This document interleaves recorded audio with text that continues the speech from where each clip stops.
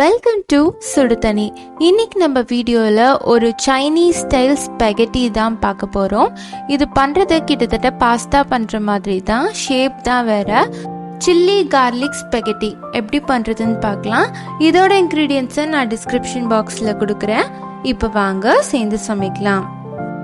ஸ்பெகட்டிங்கிறது இந்த மாதிரி குச்சி குச்சியாக இருக்கும்.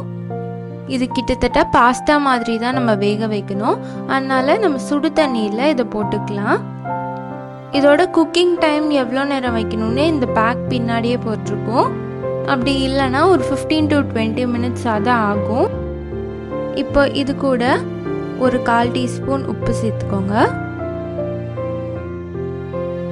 2 டீஸ்பூன் எண்ணெய் சேர்த்துக்கிறேன்.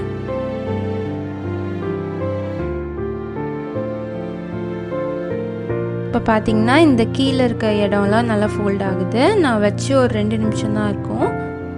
ஸோ ஃபோல்ட் ஆனதுக்கப்புறம் இதை நல்லா மடித்து உள்ளே வச்சுக்கோங்க. இது ரெடி ஆகிறதுக்கு ஒரு 15 minutes ஆச்சு. இது நல்லா சாஃப்ட் ஆகிற அளவுக்கு குக் பண்ணிடுங்க. ஏன்னா இது ரொம்ப ஹார்டாக இருக்கும், அதனால நல்லா சாஃப்ட் ஆகணும். நல்லா சாஃப்ட் ஆயிடுச்சுன்னு ஃபீல் பண்ணும்போது இதை எடுத்து அமுத்தி பாருங்கள், இல்லாட்டி சாப்பிட்டு பாருங்கள். ரொம்ப க்ரன்ச்சியாக இல்லாமல் சாஃப்டாக இருந்துச்சுன்னா நம்ம எடுத்துடலாம். இது மாதிரி எடுத்து தனியாக வச்சுக்கோங்க. அடுத்து ஒரு கடாயில் 2 டீஸ்பூன் எண்ணெய் சேர்த்துக்கலாம். எண்ணெய் லைட்டாக சூடானதும் இதில் ஒரு 15 பூண்டு சேர்த்துக்கலாம். நல்லா ஃபைனாக சாப் பண்ணி இதில் சேர்த்துக்கோங்க. நீங்கள் நிறைய கார்லிக் சேர்த்தா தான் இந்த ஃப்ளேவர் வரும். இப்போ அதை நல்லா வதக்கிடலாம்.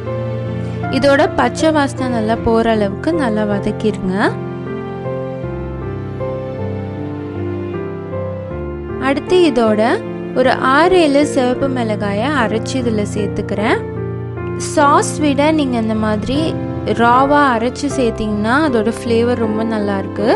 சாஸில் கொஞ்சம் புளிப்பு ஃப்ளேவர் அதிகமாக தெரியுது, அதனால நான் பச்சையாகவே சேர்த்துக்கிறேன். இதையும் நல்லா வதக்கிடலாம்.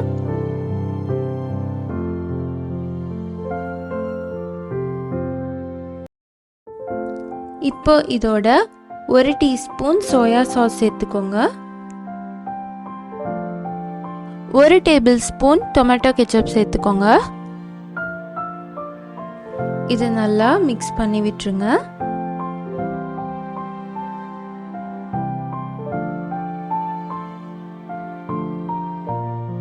சாஸ்லாம் நல்லா மிக்ஸ் ஆனதுக்கப்புறமா இதில் ஒரு வெங்காயம் சேர்த்துக்கலாம். நான் இந்த மாதிரி நீளமாக கட் பண்ணி சேர்த்துக்கிறேன். வெங்காயத்தை சேர்த்துட்டு ஒரு 2 நிமிஷம் நல்லா வதக்கினீங்கன்னா போதும். அடுத்து இதில் ஒரு கேப்சிகம் சேர்த்துக்கலாம். நான் அதையும் நீளமாக நறுக்கி சேர்த்துருக்கேன்.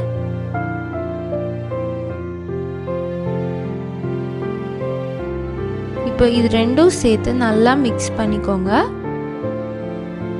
இது ஒரு 3-5 நிமிஷம் வரைக்கும் நல்லா வதக்கிடலாம். வதங்கினதுக்கு அப்புறமா இதில் நம்ம வேக வச்சிருக்க ஸ்பெகட்டியை சேர்த்துக்கலாம்.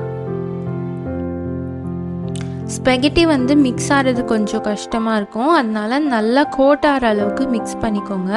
இல்லாட்டி மசாலா தனியாக இருக்கும், ஸ்பெகட்டி தனியாக இருக்கும்.